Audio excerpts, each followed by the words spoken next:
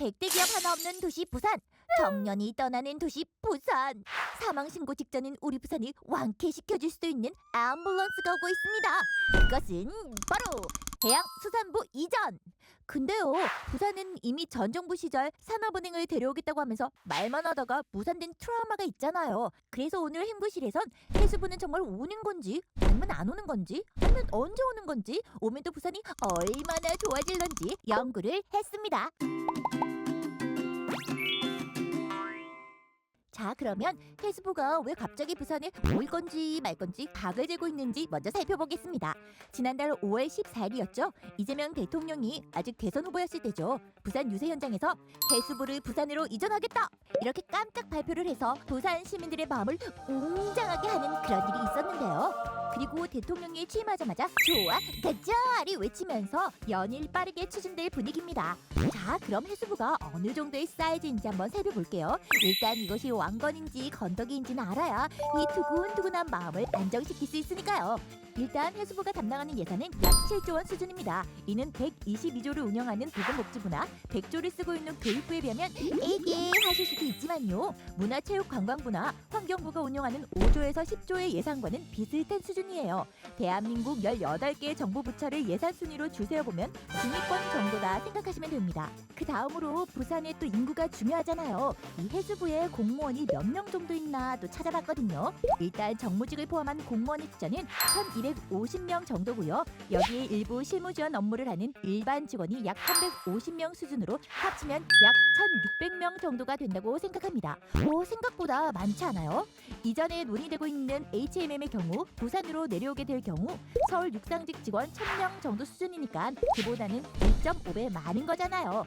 배우자와 자녀를 포함하면 3,000명에서 4,000명의 인구 유입이 예상된다고 하니까 인구가 소멸 중인 부산에는 가뭄의 단비 같은 소식인 것 같습니다.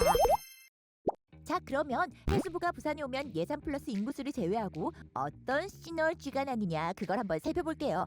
1차적으로 해양특과 기관과의 협업 능률이 엄청 올라갈 것으로 기대가 됩니다.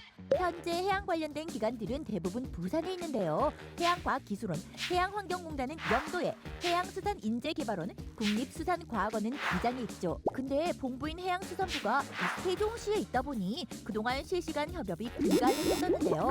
실제로 보고할 때마다 400km를 왕복해야 하냐? 아니 왜 이렇게 늦냐? 이러면서 현장과 정책이 따로 논다는 볼멘 소리들이 많았었다고 합니다. 맞다. 그러다 보니 해양수산부 직원들이 1년에 부산을 몇 번이나 왔다리 갔다리 하는지 조사도 해봤는데요. 여러분, 도대체 이분들을 몇 번을 왔다 갔다 하게요? 1,000번이요? 아니죠. 무려 5,000번 이상이라고 합니다. 여기에 들어가는 KTX 값만 해도 연간 20억 원. 와우, 디스커스팅. 이 새 정부도 들어서는데 이 세금 낭비해서야 되겠습니까? 이제 해수부가 부산에 딱 들어서면 일이 착착 진행될 것 같은 그런 느낌적인 느낌이에요.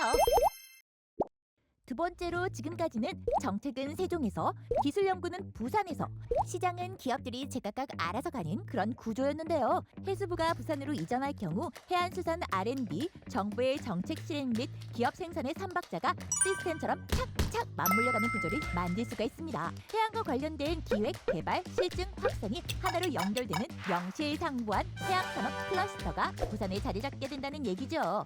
이게 말이 좀 어려워서 예를 하나 들어보면요. 정부가 친환경 스마트 선박 산업을 육성해야겠다라고 하면 바로 부산 해수부에서 정책을 마련하고 부산 송정 해양과학기술원에서 친환경 연료 선박을 개발하는 게 어떨까? 이러면서 개발을 탁 하고요. 바로 옆 동네에 있는 거제의 삼성중공업이나 울산의 현대미포조선에서 배를 만들었다가 바로 수출까지 해버리는 월스톱 다이렉트 해양 생태계가 생긴다라고 생각하시면 될 것 같습니다. 이것 말고도 장점이 엄청 많은데요.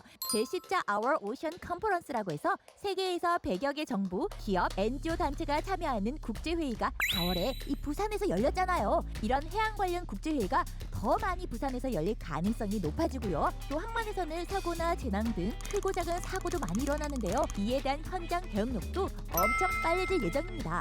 그뿐만인가요? 그동안 수산 정책들이 세종에서 만들어지다 보니 어민들은 현장을 몰라도 너무 모른다는 그런 얘기들이 많았었는데요. 앞으로는 부산에서 현장 바다를 바라보면서 또 확인하면서 이 즉각 현실적인 해결책을 제시할 수 있으니까요. 어민들의 근심 걱정도 많이 줄어들겠죠. 이쯤 얘기하다 보니 아니 그럼 이제껏 해수부는 왜 세종시에 있었던 거야? 아니 진작 안 내려오고 뭐 했어? 하시는 분들이 계시지만요. 여기에도 쉽지 않은 난관이 있습니다. 산업은행 때처럼 해수부 이전도 쉽지 않은 문제로 보여요. 아니 이건 또 무슨 보트를 까먹는 소리야 하시겠지만 현재 세종시에서는요. 행정중심 복합도시 건설을 위한 특별법이라는 게 있습니다. 2005년 세종시의 정부주요 부처 및 공공기관을 직접 시키기 위해 만든 법인데요. 여기에서 이런 조항이 있어요. 세종시로 이전된 기관은 다시 수도권이나 타 지역으로 이전할 수 없다. 즉 지금 해수부를 부산으로 이전하려면 단순히 대통령이 가 해서 가능한 게 아니라 세종시법을 개정하거나 혹은 그가에 패싱하는 특별법을 만들어야 하는 상황입니다.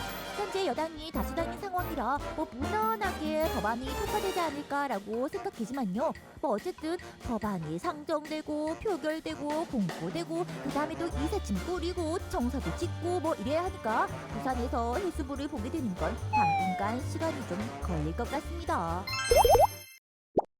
오늘도 서버가 다운되고 저장한 게 날아가도 정말 꿋꿋이 연구를 했는데 복합 리조트도 안 지어져, 돔구장도 안 지어져, 생수 조금 있고 빈 땅이 이렇게 엄청 많이 놀고 있는데 어서 빨리 북한에 해수부 청사 짓고 주변에 식당도 많이 생기고 백화점도 좀 생기면서 사람들 좀 많이 늘어났으면 좋겠습니다.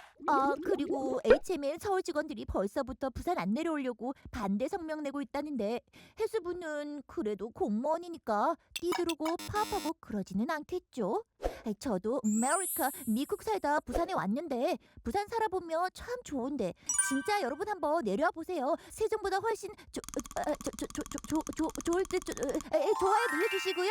오늘 행고실은 여기까지 연구하겠습니다. 궁금한 주제도 함께 남겨주시면 또 열심히 연구해서 올게요. 그럼 안녕.